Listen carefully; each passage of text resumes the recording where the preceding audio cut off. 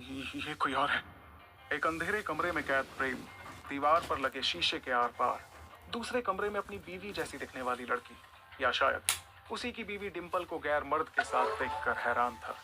उसके हाथ पैर कांप रहे थे। दूसरे कमरे में समर नाम का रौबदार आदमी उस बेहद खूबसूरत लड़की को अपने और करीब लाते हुए उसकी आंखों पर एक फैंसी मास्क लगा रहा था। तुम मुझे क्यों पहना रही हो माय लवर? नशीली आंखें लिए लड़की ने समर के कंधों पर बाहें डालते हुए पूछा। क्योंकि इस मास्क में तुम्हारी आंखों का जादू और भी डेंजरस लगता है। समर ने उसकी कमर को अपनी मजबूत पकड़ में लिया और उसे अचानक पैशनेटली किस करने लगा। वो लड़की भी खुद को बहकने से रोक नहीं पाई। समर ने किस करते हुए अचानक आईने की तरफ ऐसे देखा जैसे वो उसके पीछे बैठे शख्स को उकसाकर चैलेंज कर रहा था। लेकिन लड़की नहीं जानती थी कि उसके कमरे में लगे बड़े से आईने के पीछे एक कमरा था जहां प्रेम कुर्सी से बंधा हुआ था। उसके मुंह पर पट्टी भी बंधी हुई थी ताकि वो चिल्ला ना सके। वो ऐसा मिरर था जिसके सिर्फ एक तरफ से आर पार सब कुछ दिखाई देता था। समर और उस लड़की को यूं इंटीमेट होता देख प्रेम तड़पते हुए जोर जोर से पैर पटकने लगा। उसने घबराते हुए मन में कहा, अगर ये लड़की डिंपल नहीं है तो ये सब हमें क्यों दिखाया जा रहा है? तभी प्रेम की नजर लड़की के कानों की इयररिंग्स पर पड़ी। ये इयररिंग्स, ये तो हमने डिंपल के लिए बनवाए थे हमारी पहली एनिवर्सरी पर। वो यहाँ कैसे? नहीं नहीं। इधर समर ने लड़की के कंधे पर किस करते हुए कहा, मैं कल रात का इंतजार अब और नहीं कर सकता। हम फाइनली वो करेंगे जिसके लिए हम दोनों तड़प रहे थे। आज के लिए इस प्यास को ऐसे ही रहने दो, कल फिर मिलते हैं। Let's go baby. समर ने उसे गले लगाया और उसकी पीठ पर अपनी उंगलियां फेरते हुए उसके साथ कमरे से बाहर निकल गया। मिरर के दूसरी तरफ प्रेम कुर्सी की रस्सी खोलने के लिए छटपटा रहा था। उसकी नसें गुस्से और बेबसी से फूल रही थी। 2 मिनट बाद कमरे में लगे स्पीकर में अचानक समर की आवाज गूंजी, हे, मजा आया तुम्हें? क्योंकि I enjoyed it a lot.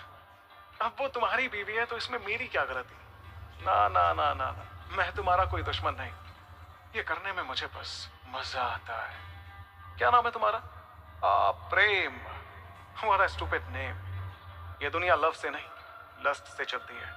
ये तो लेवल 1 था, अभी बहुत कुछ बाकी है मेरे दोस्त। जैसे स्पीकर की आवाज बंद हुई प्रेम के चेहरे पर एक काला कपड़ा डाल दिया गया और अगली बार जब उसकी आंखें खुली तो वो वहीं था जहां से उसे किडनैप किया गया था। उसके बगल में डिलीवरी बॉक्स और लूना मोटरसाइकिल गिरी हुई थी और पास ही पड़ा फोन लगातार बज रहा था। प्रेम ने स्क्रीन पर बॉस का नाम देखा और झट से कॉल डिस्कनेक्ट कर दिया। फिर उसने आप देखा ना ताब अपनी लूना उठाकर पूरी रफ्तार से वो घर के लिए निकल पड़ा, मन में हजारों सवालों के तूफान लिए। ऐसा नहीं हो सकता, वो मेरी डिंपल नहीं थी। पर वो आदमी कौन था? उसने मुझे किडनैप क्यों किया? और वो सब क्यों दिखाया मुझे? डिंपल नहीं तो कौन थी वो? प्रेम तेजी से अपने घर पर पहुंचा और लूना को जमीन पर ही गिराकर जैसे ही घर का दरवाजा खोलकर वो अंदर आया, उसने किचन में अपनी वाइफ डिंपल को देखा जो हमेशा की तरह डाइनिंग टेबल पर खाना लगा रही थी। प्रेम की नजर डिंपल के कानों पर पड़ी। उसने उस लड़की से बिल्कुल अलग तरह के इयररिंग्स पहने हुए थे।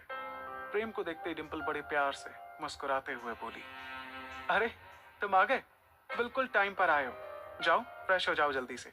आई मेड योर फेवरेट सूजी का हलवा। किचन से सूजी के हलवे की खुशबू पूरे घर में फैल रही थी। प्रेम ने फीकी मुस्कान दी और धीरे धीरे बेडरूम की तरफ बढ़ा, लेकिन उसके दिमाग में अब भी बहुत कुछ चल रहा था। प्रेम जैसे ही फ्रेश होकर बाहर आया उसने डाइनिंग टेबल पर आने से पहले एक बार फिर डिंपल को गौर से देखा जो चुपचाप उसका ही वेट कर रही थी, हमेशा की तरह। फिर वो अपने इमोशंस को छुपाते हुए जाकर डिंपल के बगल में बैठ गया। डिंपल ने प्यार से मुस्कुराते हुए उसे खाना परोसा तो प्रेम ने कहा, डिंपल, कल मुझे पहली सैलरी मिल जाएगी, तुम अपनी पसंद का ब्रांडेड बैग ले लेना। Branded bag? अभी राशि के स्कूल की फीस भरनी है, हमें अभी भी पैसे सेव करने चाहिए प्रेम। रिमेंबर हमने क्या डिसाइड किया था? पहले हमारी बेटी की जरूरतें, उसके बाद हमारी ख्वाहिशें। डिंपल की ऐसी बातें सुनकर प्रेम अपने दिल में उठ रहे सवालों से लड़ने लगा। वो गहरी सांस लेकर बोला, डिंपल, तुम्हारा बर्थडे है कल। हमने तुमसे वादा किया था कि तुम्हें कोई कमी नहीं होने देंगे। भले ही हमारा बिजनेस डूब गया लेकिन प्यार की नाव डूबने नहीं देंगे। प्रेम, तुम और राशि ही मेरा सब कुछ हो, और ये प्यार की नाव पैसे से नहीं प्रेम से ही पार होती है। ये कहकर उसने प्रेम की तरफ प्यार से इशारा किया और फिर आगे बोली, और किसने तुमसे कहा कि मुझे कोई कमी है? प्रेम, जब तुम मुझसे मिले थे तब तुम्हारे पास ये सब कुछ नहीं था, बस एक चीज थी, बहुत बड़ा दिल। तुमने मेरी मम्मा से मेरा हाथ मांगने के लिए 1 साल के अंदर अंदर लवर्स कैफे खड़ा कर दिया। आगरा का मोस्ट सक्सेसफुल बिजनेस। वो तब सक्सेसफुल था डिम्पल। कोविड के बाद क्या हालत है हमारी। मैं तुम्हें गिफ्ट तक नहीं दे सकता। प्रेम, यही तो मैं बताना चाहती हूँ।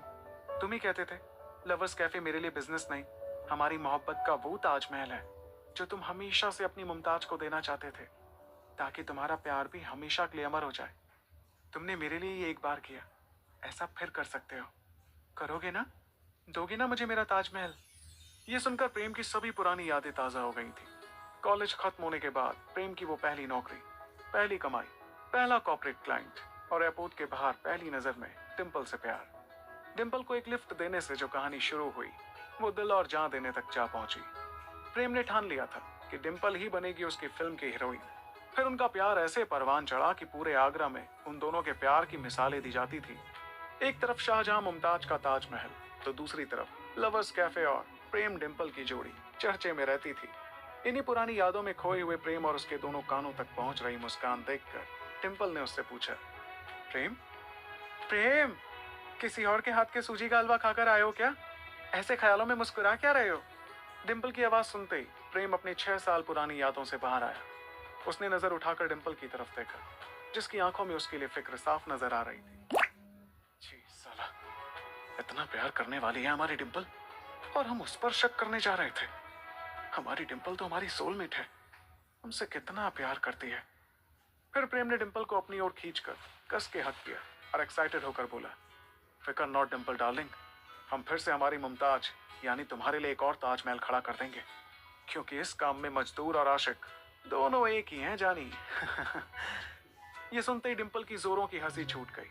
उसने अपनी हंसी को रोकते हुए कहा, तुम्हारे जैसा फिल्मी इंसान मैंने कभी नहीं देखा प्रेम। याद है जब तुमने मुझे प्रपोज किया था तो क्या कहा था? प्रेम बिना वक्त गवाए चेयर से उठा और अपने एक घुटने को जमीन पर टिकाकर अपने पहले प्रपोजल को फिल्मी अंदाज में दोहराते हुए बोला, डिम्पल, मेरी जान, मेरा दिल, मेरा जहान, मैं जब भी तुम्हें देखता हूँ मेरी आंखें चांद बराबर बड़ी हो जाती हैं। मेरा दिल जोरों से बीट बॉक्सिंग करने लगता है। मैं आज चांद तारे तोड़ने के झूठे वादे नहीं करने वाला, पर हाँ, एक ऐसा घर जरूर बना कर दूंगा जहां हर दीवार पर, हर कोने पर हमारा प्यार गुलाब के फूलों की तरह महकेगा। प्रेम ने फिर गुलदस्ते से गुलाब का फूल निकाला और बोला, डिम्पल, हमारे दिल के साथ साथ हमारी जिंदगी पर भी हुकूमत करोगी? Will you marry me? Prem ने डिम्पल की लाइफ का सबसे बेस्ट मोमेंट उसकी आंखों के सामने फिर से लाकर खड़ा कर दिया था, जिसे देखकर डिम्पल भी खुद को रोक नहीं पाई। उसने नम आंखों के साथ मुस्कुराते हुए हाँ कहा और गुलाब का फूल प्रेम से लेकर उसे कसकर गले लगा लिया। तभी उस सन्नाटे को चीरती हुई प्रेम के पेट से एक जोरदार गुड़गुड़ की आवाज आई और दोनों पागलों की तरह हंस पड़े। फिर दोनों ने डिनर किया और ढेर सारी बातें की। 2 घंटे बाद बेडरूम में डिम्पल गहरी नींद में सोई थी, पर प्रेम जब बिस्तर पर लेटा तो उसकी आंखें बंद होने का नाम ही नहीं ले रही थी। प्रेम का दिमाग एक भंवर में फंसा हुआ था, क्योंकि उस लड़की का वो इयरिंग, वो चाल, वो अदा, सब कुछ डिम्पल जैसी ही थी। और उस समर नाम के आदमी की टेढ़ी मुस्कान, सब कुछ बार बार उसकी आंखों के सामने घूम रहा था। अरे यार, ये क्या पहेली बुझा दी उस सूट बूट वाले ने। अगर डिम्पल सच में वो नहीं थी तो फिर वो इयरिंग्स जरूर कोई साजिश है। चैलेंज एक्सेप्टेड भाई। अब तो इस किडनैपर का पता लगाना पड़ेगा कि क्या झोल चल रहा है। हम बार बार इस फालतू के शक के भंवर में फंस के बची कुछ जिंदगी की ऐसी तैसी नहीं कर सकते। अगले दिन प्रेम डिलीवरी का काम निपटाकर शाम को अपनी सेकंड हैंड लूना भगाकर फट की आवाज के साथ निकल पड़ा अपने महीने भर की कमाई का फल यानी सैलरी लेने। वो गुनगुना रहा था, दिल में डिम्पल, लूना में रफ्तार, प्रेम का हर दिन है प्यार का त्योहार। तभी उसका फोन बजने लगा। प्रेम ने चिढ़ते हुए कहा, अब साला हम कोई डिलीवरी ऑर्डर नहीं लेंगे। अरे हाँ, कहीं बॉस का कॉल तो नहीं है? अजीब बात है कि कल के बाद एक बार भी नहीं टोका वो हमको। उसका कॉल होगा तो उठाना ही पड़ेगा।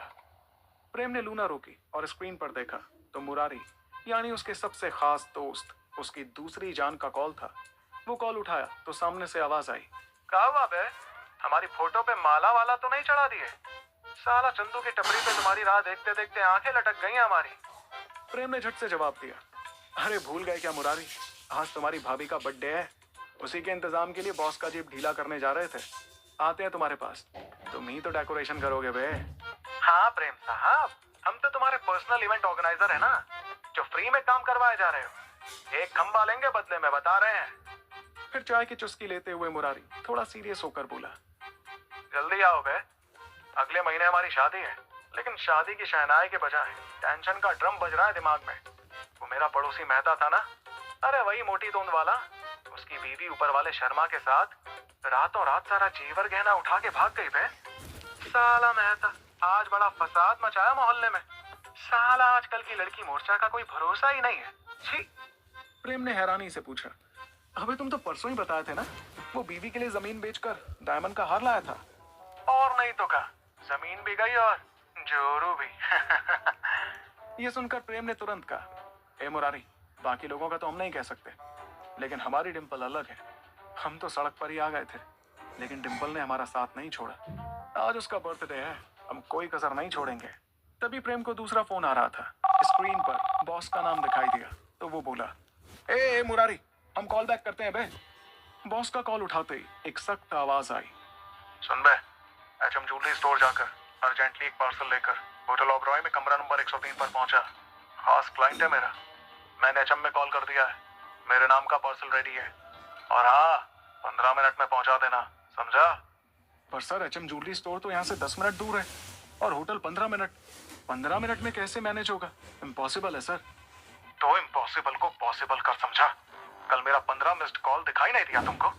आज 15 मिनट बहुत पता चल रहा है। हा? अगर 15 मिनट में यहाँ नेकलेस नहीं आया ना, तो मेरा क्लाइंट नाराज हो जाएगा। और अगर वो नाराज हुआ बेटा, तो तुम्हारी नौकरी तो जाएगी जाएगी, सैलरी भी नहीं मिलेगी तुमको। ये कहकर बॉस ने कॉल डिस्कनेक्ट कर दिया। प्रेम का दिल बैठ गया। उसे सैलरी की सख्त जरूरत थी। डिम्पल के लिए उसे अच्छा सा केक और गिफ्ट जो लेना था। वो मनी मन बोला, डिम्पल के लिए ये चैलेंज भी एक्सेप्टेड। उसने मुरारी को कॉल करके कहा, भाई तू अपनी स्कूटी से पीछे पीछे ओबराय होटल पहुंच, फिर हम डेकोरेशन का सामान लेने चलेंगे। अभी तेरा भाई फास्ट एंड वेरी फ्यूरियस बनाने निकल रहा है। इतना कहकर प्रेम ने फोन काटा और फुल स्पीड में निकल पड़ा। लूना की स्पीड में भी ट्रैफिक की भीड़, खतरा और सड़क पर गड्ढों से बचते बचाते हुए वो एचएम स्टोर पहुंचा और ज्वेलरी बॉक्स लेकर ओबरॉय होटल की तरफ निकल पड़ा। अब उसके पास सिर्फ 8 मिनट बाकी थे, इसलिए वो चालान की परवाह किए बगैर सिग्नल तोड़कर आगे बढ़ रहा था। कुछ मिनटों बाद होटल से थोड़ी दूरी पर ही सिग्नल तोड़ते वक्त अचानक उसके सामने से एक ट्रक आ गया। प्रेम ने तुरंत ब्रेक मारा और लूना फिसल कर किनारे की दीवार से टकरा गई। सड़क से घसीटते हुए प्रेम का घुटना छिल गया। लूना अब चलने की हालत में नहीं थी, इसलिए प्रेम लंगड़ाते भागते जैसे तैसे दौड़ने लगा। उसकी शर्ट हल्की सी फट गई थी और जीन्स में घुटने पर लाल धब्बा बन चुका था। पसीने से तरबतर चोटिल हालत में वो होटल के सामने अपोजिट वाली लेन पर पहुंच गया। अब सिर्फ 1 मिनट बचा था। प्रेम ने खुद से कहा, आज डिम्पल के लिए 1 महीने का सैलरी उड़ा देंगे, यादगार बना देंगे उसके बर्थडे को। फिर वो रोड क्रॉस करने ही वाला था कि उससे पहले उसकी नजर उस होटल के एंट्रेंस गेट पर पड़ी और उसकी आंखों के सामने का नजारा देखकर उसके पैरों तले जमीन खिसक गई। सामने डिम्पल थी, या शायद डिम्पल जैसी दिखने वाली कोई और लड़की, और उसके साथ था वही सूट बूट वाला आदमी जिसने उसे किडनैप करवाया था। उस आदमी ने डिम्पल के गले में एक चमचमाता पेंडेंट डाला और फिर उसकी गर्दन पर हल्का सा चूमते हुए दूर से ही प्रेम की तरफ देखा। प्रेम की सांसें थम सी गई। वो शख्स एक टेढ़ी स्माइल देते हुए इशारा कर रहा था, ये है लेवल 2। ये सब देखकर प्रेम के हाथ से वो डिलीवरी का सामान छूट कर नीचे गिर पड़ा। वो हड़बड़ाकर उन दोनों की तरफ आगे बढ़ा, लेकिन तभी हॉर्न बजने की तेज आवाज सुनाई दी और उसके करीब से एक बस गुजरी। प्रेम बस टकराते हुए बचा। बस के जाने के बाद प्रेम ने सड़क के उस पार देखा, लेकिन अब वहां वो दोनों नहीं थे, बल्कि अभी कुछ ही सेकंड्स पहले वहां पहुंचा मुरारी भी उसकी डिम्पल भाभी को किसी और के साथ देखकर शॉक्ड था। उसने प्रेम को देखा तो तुरंत भागते हुए उसके पास आया। प्रेम भाई, मैंने भाभी को देखा बे, भाभी किसी और आदमी के साथ। उसने चुम्मी दी भाभी को, वो साला। प्रेम तो जैसे अभी कुछ सोचने समझने की हालत में ही नहीं था। मुरारी ने उसे हिलाते हुए कहा, ए प्रेम, साले चुप क्यों खड़ा है? चल अभी उस लौंडे की खोपड़ी फोड़ते हैं और भाभी को भी देख लेंगे। हमारे भाई के साथ धोखा छोड़ेंगे नहीं, किसी को बता रहे हैं। प्रेम जैसे होश में आया और बोला, अरे मुरारी, वो डिम्पल नहीं थी, डिम्पल नहीं थी वो हमारी, कोई और होगी। डिम्पल कभी ऐसा नहीं करेगी। अबे बावला हो गया है क्या? ये जानता हूं कि मजनू लोग प्यार में अंधे हो जाते हैं, लेकिन मजनू के दोस्त नहीं होते। वो भाभी थी साले, अपनी आंखों से देखे हम। प्रेम ने गुस्से से कहा, अबे मुरारी बस करो अब। हमें डिंपल पर पूरा भरोसा है, समझे? हर सिक्के के दो पहलू होते हैं और कभी कभी देखा हुआ भी सच नहीं होता। ये कहकर प्रेम पलटकर अपनी लूना की तरफ बढ़ा, लेकिन तभी मुरारी ने उसका हाथ पकड़कर रोक लिया। अब जब पंडित जी ने तुम्हारी कुंडली देखकर कहा था कि तुम्हारी प्यार की नैया में बहुत बड़ा छेद है, तभी समझ गए थे हम। लेकिन साला तुम्हें कौन समझाए? कड़वा ही सही, सच एक्सेप्ट कर कि भाभी ने तुझे धोखा दिया है। अगर नहीं करता तो सुन, सारी जिंदगी तूने हमको चैलेंज किया है ना, आज हम देते हैं चैलेंज तुमको कि डिंपल बेवफा है। ये हम साबित करके रहेंगे। प्रेम को अपने प्यार पर, अपनी डिंपल पर पूरा भरोसा था।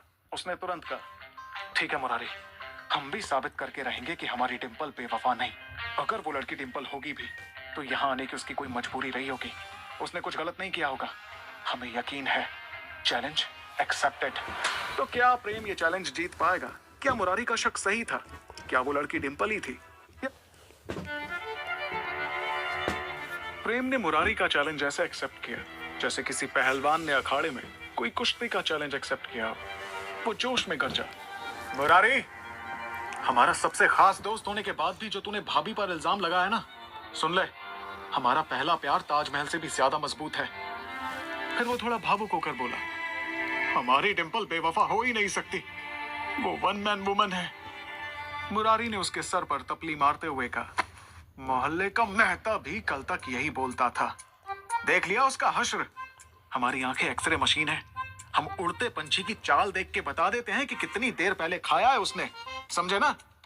वो लड़की भाभी थी, और अगर भाभी सच्ची निकली और तू ये चैलेंज जीत गया तो हमारे सर पर चप्पल का ढोल बजा देना।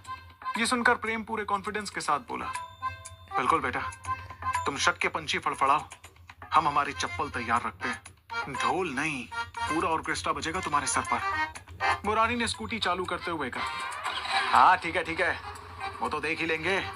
पहले तेरे इस टूटे फूटे हुलिये को तो ठीक करवा ले, वरना लोग कहेंगे कि पिटा हुआ मजनू सड़क पर भटक रहा है।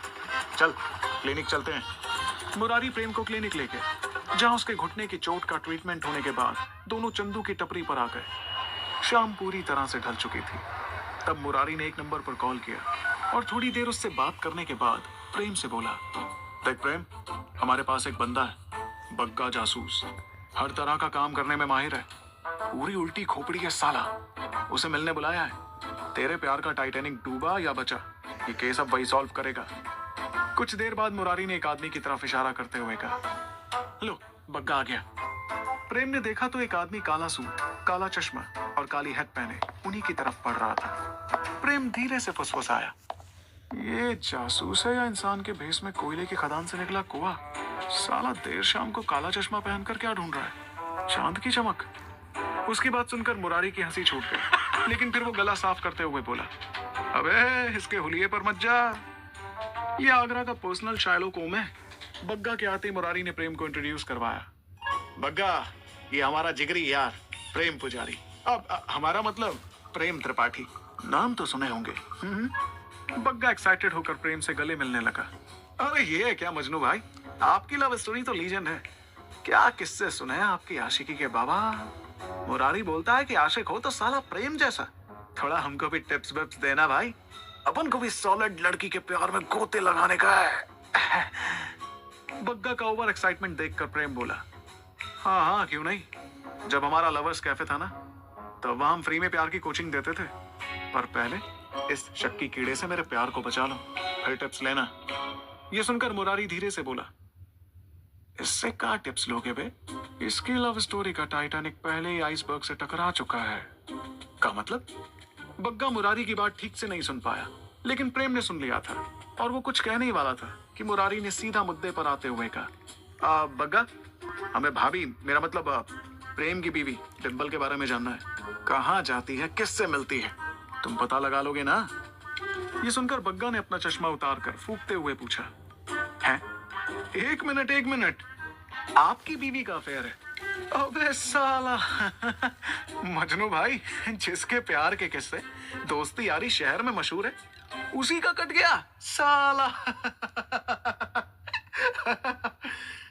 प्रेम गुस्से में बोला, ओ, सुनो बग्गा जब्बा डब्बा, जो भी तुम्हारा नाम है, तुम्हारे जैसे फेक डिटेक्टिव ना आगरा के हर मोहल्ले में 36 मिल जाते हैं। तो ज्यादा बत्तीसी ना दिखाओ, वरना थोबड़ा फोड़ने में टाइम नहीं लगेगा। कोई मेरी डिंपल पर उंगली नहीं उठाएगा, बता रहे हैं तुमको। ये सुनकर बग्गा ने कॉलर ठीक करते हुए बड़े स्टाइल से चश्मा पहनते हुए कहा, अरे मजनू भाई, खोपड़ी का टेम्परेचर काहे बढ़ाते हो? हम है ना, आगरा का कोई ऐसा गली मोहल्ला नहीं जहां बग्गा की नजर नहीं। किसके पजामे का नाड़ा कहाँ खुलता है, सब हमारे रडार में रहता है। हम सब पता लगा लेंगे, टेंशन नॉट। मुरारी बग्गा के कॉन्फिडेंस से खुश हो गया और फिर ओबराय होटल के सामने जो हुआ उसका पूरा किस्सा सुना डाला। ये सुनकर बग्गा बड़े ध्यान से कुछ सोचने लगा। तभी प्रेम उठकर खिसियाते हुए बोला, अबे यार, हम कितनी बार कहें कि डिंपल गलत नहीं है मुरारी। तुमको जासूसी करना है तो उस आदमी समर की करो जो उस लड़की के साथ था। और सब ध्यान से सुन लो, ये चैलेंज हम जीत के ही दिखाएंगे। ये कहकर प्रेम ने एक नजर मुरारी और बग्गा पे डाली और वहां से निकल गया। वहां पास ही खड़े चंदू और चमन उनकी बातें सुन रहे थे। प्रेम को जाते देख चंदू चमन के कान में फुसफुसाया, तुमको क्या लगता है बे, प्रेम भैया का प्यार जीतेगा? चंदू भैया, ऐसे मामले में तो हमेशा दोस्ती सही निकलता है। हमको तो लगता है कि डिंपल बेवफा है। चंदू कुछ सोचते हुए बोला, लेकिन हमको लगता है कि ये चैलेंज प्रेम भैया ही जीतेंगे। अरे लोग प्रेम भैया की आशिकी की मिसालें देते हैं। चल, 100 रुपए की शर्त लगा रहा है क्या? बस चंदू और चमन के बीच भी शर्त लग गई। इधर मुरारी से बात करने के बाद बग्गा अपने जासूसी मिशन धोखेबाज डार्लिंग में जुट गया था। वहीं दूसरी तरफ प्रेम जब घर पहुंचा तो देखा कि डिंपल तैयार हो रही थी और उसका चेहरा देखकर ना चाहते हुए भी प्रेम के दिल में सवालों का तूफान फिर उठने लगा। तभी डिंपल ने प्रेम को हल्का सा लंगड़ा कर चलते हुए देखा तो तुरंत उसके पास आई। प्रेम, तुम्हें चोट कैसे लगी और ये क्या हुलिया बना लिया है तुमने अपना? चोट का जिक्र होते ही प्रेम की आंखों के सामने वो सीन फिर घूमने लगा जो उसने होटल के सामने देखा था। जब प्रेम ने जवाब नहीं दिया तो डिंपल फिक्र जताते हुए बोली, मैं अंजलि के साथ मेरी बर्थडे पार्टी के लिए जा रही थी। बहुत पहले से प्लान किया हुआ था हमने, लेकिन तुम्हें ऐसे छोड़कर कैसे जाऊं? मैं प्लान कैंसिल कर देती हूँ। बहुत पहले से प्लान करने वाली बात सुनकर प्रेम को समर की कल वाली होटल की बात याद आ गई। मैं कल रात का इंतजार और नहीं कर सकता जिसके लिए हम कब से तड़प रहे थे। प्रेम तुरंत अपने उन ख्यालों से बाहर आया और डिंपल का उतरा हुआ चेहरा देखकर उसका दिल पिघल गया। वो तुरंत बोला, अरे नहीं, तुम अपना प्लान कैंसिल मत करो। तुम्हारा प्रेम कांच का खिलौना थोड़ी है जो जरा सी चोट से टूट जाए। फिर अचानक उसने इमोशनल होकर कहा, हम अगर किसी दिन टूटेंगे ना तो तभी टूटेंगे जिस दिन हमारा प्यार हार जाएगा। डिंपल ने प्रेम के बालों पर हाथ फेरते हुए प्यार से मजाकिया अंदाज में कहा, कैसी बहकी बहकी बातें कर रहे हो? घुटने में चोट लगी है या दिमाग में? ये कहकर वो हंस पड़ी। उसकी हंसी और प्यार भरी आंखें देखकर प्रेम को गिल्ट सताने लगा। वो फिर हिचकिचाते हुए बोला, वो मैं गिफ्ट, अब तुम्हारे लिए आज गिफ्ट नहीं ला पाया। डिंपल प्रेम का हाथ थाम कर बोली, मुझे महंगे गिफ्ट्स की जरूरत नहीं है प्रेम, तुम्हारा प्यार ही मेरा सबसे बड़ा तोहफा है। बस तुम और हमारी बेटी राशि मेरे साथ हो, यही काफी है। ये सुनकर प्रेम का चेहरा लाल हो गया, आधा शर्मिंदगी से आधा डिंपल की बातों से। उसने सोचा, इतना प्यार और हम इस पर कितना शक कर रहे थे। मुरारी, तूने मेरे दिमाग में शक का कीड़ा डाला है। तुझे जूते से नहीं, लट से पीटेंगे। साला चलता है हमारे प्यार से। प्रेम डिंपल के साथ बाहर आया तो हॉल में सोफे पर बैठी अंजलि पर उसकी नजर पड़ी जो डिंपल को पिक करने आई थी। तभी अंजलि के कानों में चमकते हुए इयररिंग्स देखकर प्रेम को जोर का झटका लगा। प्रेम सोचने लगा, अरे ये तो वही इयररिंग्स हैं जो उस लड़की ने पहने थे। तो कहीं वो लड़की अंजलि तो नहीं थी और शायद समर को कोई गलतफहमी हो, इसलिए हमें किडनैप करवा लिया। उसका दिमाग अब तेजी से चलने लगा था। तभी डिंपल ने कहा, प्रेम मैं जा रही हूँ, और हाँ, राशि मॉम के पास है, वो स्कूल से ही उसे ले गई। तुम रिलैक्स होकर आराम करो, ओके? डिंपल के जाते ही प्रेम का डिटेक्टिव मोड ऑन हो गया। एक तरफ उसके प्यार के सच होने की उम्मीदों में नई जान आ गई थी और दूसरी तरफ इस गुत्थी को सुलझाने की उसकी एक्साइटमेंट भी उफान पर आ गई थी। मुरारी, तूने मुझे चैलेंज दिया है और प्रेम कभी हार नहीं मानता। उसने अपनी अलमारी खोली, अपनी पुरानी डेनिम जैकेट निकाली और वो कैप पहन लिया जो वो कॉलेज के दिनों में इम्प्रेस करने के लिए यूज करता था। फिर आईने में खुद को देखकर वो बुदबुदाया, ये प्रेम अब रशियन डिटेक्टिव्स का भी बाप बन के दिखाएगा। मुरारी की जुबान और बग्गा की दुकान दोनों पर ताला लगाकर ही मानेगा। प्रेम ने जल्दी से जूते पहने और चुपके से डिंपल का पीछा करने निकल पड़ा। सड़क पर वो गाड़ियों के पीछे छुपता हुआ अपनी लूना पर आगे बढ़ रहा था, जैसे कोई जासूसी फिल्म का हीरो हो। एक बार तो एक आदमी ने पूछ ही लिया, भाई कोई फिल्म की शूटिंग चल रही है क्या? प्रेम ने मुस्कुराते हुए जवाब दिया, हाँ भाई, हमारी जिंदगी एक पिक्चर है, रोमांस, एक्शन, ड्रामा सब चल रहा है। तुम फिलहाल साइड कैरेक्टर होने के मजे लो, बाय, चलते हैं। इतना कहकर वो डिंपल और अंजलि के पीछे पीछे एक आलीशान ब्लू रिजॉर्ट होटल के सामने पहुंचा। प्रेम ने अपनी हेड ठीक की, कॉलर खड़ा किया और सोचा, बस अब अंदर जाएंगे और इस चैलेंज को खत्म करेंगे, और जब हम जीतेंगे तब मुरारी की भिंडी जैसी शक्ल देखने लायक होगी। लेकिन जैसे वो गेट की तरफ बढ़ा, उसके सस्ते फोन की घंटी जोर से बजी। उसने स्क्रीन पर मुरारी का नाम देखा तो तुरंत कॉल रिसीव कर लिया। सामने से आवाज आई, अरे प्रेम भाई, हम तो सोचे ये कोई मैं वो वाला ड्रामा होगा, लेकिन ये तो खतरनाक एक्शन मूवी निकली बे। डिंपल जिसके साथ थी उसका नाम है समर मल्होत्रा, और तुम्हारे लिए ब्रेकिंग न्यूज तो ये है मेरे भाई कि आज उसने ब्लू रिजॉर्ट होटल में पूरा फ्लोर बुक किया है। हम लोकेशन भेजते हैं, जल्दी पहुंचोगा। ये सुनकर प्रेम सोच में पड़ गया। इसका मतलब डिंपल या फिर अंजलि का समर से कोई कनेक्शन तो है, तभी तो वो भी ब्लू रिजॉर्ट आ रहा है। प्रेम फिर पूरे चौड़ में मुरारी से बोला, तुम दोनों की जुबान से तेज हमारा दिमाग चलता है मुरारी। हम तो पहले से ही ब्लू रिजॉर्ट के बाहर खड़े हैं, समझा? तेरे उस नकली शार्लॉक बग्गा से भी पहले पहुंच गए। हम भेज रहे हैं तुम्हें जीपीएस लोकेशन, तुम आओ इधर।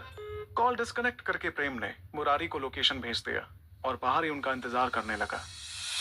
दूसरी तरफ मुरारी और बग्गा एक दूसरे को देखकर चुप हो गए। उन्हें ऐसा लगा कि वो इस चैलेंज की पहली सीढ़ी पर ही फिसल गए। फिर अपने दिल पर पत्थर का टुकड़ा रखकर करीबन 15 मिनट बाद मुरारी ने प्रेम को कॉल किया। अबे प्रेम, बाहर क्या गार्ड बनकर सल्यूट मारने खड़े हो बे? पीछे एक काली वैन खड़ी है, हम उसी में, आ जाओ। प्रेम ने पीछे देखा तो सड़क किनारे एक वैन खड़ी थी जिसके पीछे शर्मा टेंट हाउस लिखा था। प्रेम ने मुरारी से पूछा, ये क्या मुरारी, तू जासूसी के लिए टेंट हाउस की गाड़ी में घूम रहा है? यहीं शादी का मंडप सजाएगा क्या? बग्गा ने काला चश्मा नीचे सरकाया और स्टाइल में जवाब दिया, मजनू भाई, ये वैन बाहर से टेंट हाउस की है, अंदर से जासूसी का पूरा अड्डा है। वैन के अंदर घुसते ही प्रेम की आंखें फटी की फटी रह गईं। एक टेबल पर 2 मॉनिटर, कुछ केबल्स और एक पुराना लैपटॉप रखा था, मानो कोई सस्ती जासूसी फिल्म का सेट हो। बग्गा ने गर्व से सीना ठोकते हुए कहा, मजनू भाई, मैंने समर के बुक के कमरे में कैमरा और माइक दोनों फिट करवा दिए हैं, आज तो पर्दाफाश होगा ही। प्रेम शॉक्ड होकर बोला, क्या? अबे बड़े नीच निकले बे तुम दोनों तो, शर्म बेच खाई है क्या? ऐसे थोड़ी किसी के कमरे में, और ये जासूसी कर रहे हो या जेल का टिकट कटा रहे हो? मुरारी ने प्रेम के कंधे पर हाथ रखा और हंसते हुए बोला, अरे तुमको तो भाभी पे पूरा भरोसा है ना, फिर काहे की टेंशन? और हम ऐसी थोड़ी वीडियो चालू कर देंगे, हम पहले आवाज सुनेंगे, कोई प्रूफ मिलेगा तभी वीडियो ऑन करेंगे। हमारे अंदर भी थोड़ी शराफत बाकी है भाई। प्रेम ने मुरारी का हाथ कंधे से हटाया और सीरियस होकर बोला, देख मुरारी, हमें तो डिंपल पर पूरा भरोसा है, पर ये वीडियो देख के, ऑडियो सुन के गाली दे रहे हैं अपने भरोसे को। मुरारी ने उसे समझाया, तुम सिचुएशन समझो बे थोड़ा। तब प्रेम थोड़ा झल्लाया, हम समझे, हम, और तुम काहे नहीं समझ रहे? हमारी बेटी राशि का ख्याल रखने के लिए उसने अपना करियर छोड़ दिया था। जब हमारा लॉस हुआ तो बेचारी फिर से काम करने लगी। हमारी माँ बीमार थी, तब दिन रात मेहनत करके सेवा की डिंपल ने। और साले हमारा छोड़ो, तुम्हारे पास जब जॉब नहीं थी तो रोज का खाना तुम्हारी इसी भाभी के हाथ का खाया तुमने, भूल गए का? मुरारी सीरियस होकर बोला, मैं कुछ नहीं भूला प्रेम, मैं भी यही चाहता हूं कि मैं गलत साबित हो जाऊं और तुम सही। तुम्हारा विश्वास टूटेगा ना तो खुशी मुझे भी नहीं मिलेगी, समझे? अभी सब जानने के लिए थोड़ा अग्नि परीक्षा वाला ट्रैक पकड़ो, इमोशनल ट्रैक के लिए जिंदगी पड़ी है ना यारा। फिर इधर बग्गा ने लैपटॉप पर कुछ बटन दबाए और वैन के स्पीकर में हल्की सी खरखराहट शुरू हुई। सबका ध्यान उस पर चला गया, लेकिन कोई आवाज नहीं आई। तब बग्गा बोला, लगता है ये लोग बेडरूम के अंदर नहीं है। तभी एक जानी पहचानी आवाज गूंजी, जो डिंपल की आवाज थी। Anjali, summer, you guys enjoy, मैं अभी आती हूँ। यह आवाज सुनते ही प्रेम की सांस ही अटक गई। उसने सोचा, डिंपल, वो समर को सच में जानती है? बग्गा और मुरारी भी एक दूसरे को देखकर कुछ सोचने लगे। स्पीकर से फिर डोरबेल की आवाज आई और कोई बोला, वेटर होगा, मैंने ड्रिंक्स मंगवाई हैं। तब मुरारी ने बग्गा से कहा, अबे वीडियो ऑन करो, वीडियो, ऑडियो में कुछ समझ नहीं आ रहा। बग्गा ने तुरंत लैपटॉप पर कुछ बटन्स दबाए तो अगली पल स्क्रीन पर वीडियो ऑन हो गई। सबकी सांसें थमी हुई थी। उन्होंने देखा कि वीडियो में कमरे में अंजलि एक रिवीलिंग बिकनी पहने ग्लास में वाइन डाल रही थी। प्रेम ने शर्म से अपनी आंखें बंद कर ली। वो अपनी बीवी की बेस्ट फ्रेंड को उन कपड़ों में नहीं देख पा रहा था। फिर उन्होंने देखा कि अंजलि ने अपने हाथों से समर को ड्रिंक पिलाई और अगली पल दोनों किस करने लगे। वहां डिंपल कहीं नजर नहीं आई। ये देखते ही प्रेम ने अपनी आंखें स्क्रीन से तुरंत हटाई और फिर मुरारी और जग्गा की तरफ देखकर जोश में बोला, देखा मुरारी, देखा, हमने कहा था ना, डिंपल गलत नहीं है। डिंपल का अफेयर नहीं है समर के साथ। गौर से देखो, अंजलि और समर का चक्कर है बे। हमारी डिंपल तो बस अपनी दोस्ती का फर्ज निभा रही है। वो राहत से हंसते हुए बोला, हमारा प्यार जीत गया, तेरा शक हार गया मुरारी। हमारी डिंपल सच्ची है। She is one man woman और उसका मैन हम हैं, प्रेम। अब चप्पल खाने के लिए तैयार हो जाओ मुरारी। मुरारी का चेहरा लटक गया। वो जग्गा को देख के बड़बड़ाया, अरे ये क्या सीन बदल गया? इधर प्रेम बग्गा को छेड़ते हुए बोला, क्यों, आगरा के Sherlock home, now go home. Bagga भी अपना सर खुजा रहा था। उसे पक्की खबर मिली थी कि डिंपल का समर के साथ अफेयर है। फिर ये मामला पलट कैसे गया? प्रेम ने तो अपनी कैप निकाल ली और खुशी में टॉवल घुमाने लगा डांस स्टेप करने के लिए। प्रेम इतने जोर से उछल रहा था कि बाहर से पूरी वैन हिलती डुलती दिख रही थी। बग्गा ने इशारे से प्रेम को शांत रहने को कहा। प्रेम को देखकर मुरारी बग्गा पर बरस पड़ा, अबे बग्गा, साला मुझे लगा था तुम धमाका करोगे और तुम बम तो छोड़ो, फुसकी पटाखा निकले। ये सब चल ही रहा था कि तभी स्क्रीन पर कुछ ऐसा दिखा कि बग्गा के चेहरे का एक्सप्रेशन एकदम से बदल गया। उसने हैरानी से अपने मुंह पर हाथ रख लिया और मुरारी को उंगली से स्क्रीन पर देखने का इशारा किया। मुरारी तो उसे गुस्से से ऐसे घूर रहा था जैसे कच्चा ही चबा जाएगा, लेकिन उसके इशारे पर जैसे उसने स्क्रीन पर देखा, उसका मुंह बग्गा से भी ज्यादा खुल गया। इधर प्रेम अभी भी दोनों के एक्सप्रेशन से अनजान डांस करने में बिजी था। दोनों मॉनिटर को एक टक देख रहे थे, जैसे उन्हें कोई भूत दिख गया हो। मुरारी ने धीरे से कहा, प्रेम, तू ये देख बे। प्रेम ने हंसते हुए स्क्रीन की ओर देखा, लेकिन अगले ही पल उसकी हंसी मानो चेहरे से गायब हो गई और उसके हाथ से टोपी नीचे गिर गई। मुरारी सर पकड़कर हैरानी से बोला, अबे ई का 1 2 3। प्रेम भाई, तुम तो बोले थे भाभी वन मैन वुमन है बे। ठीक ही बोले थे, बस एक और वुमन ऐड करना भूल गए थे। बग्गा हैरानी से बोला, अपने जासूसी करियर में पहली बार ऐसा नजारा देखे हैं। भाभी तो हॉलीवुड वालों को फेल कर गई। प्रेम का चेहरा सफेद पड़ चुका था।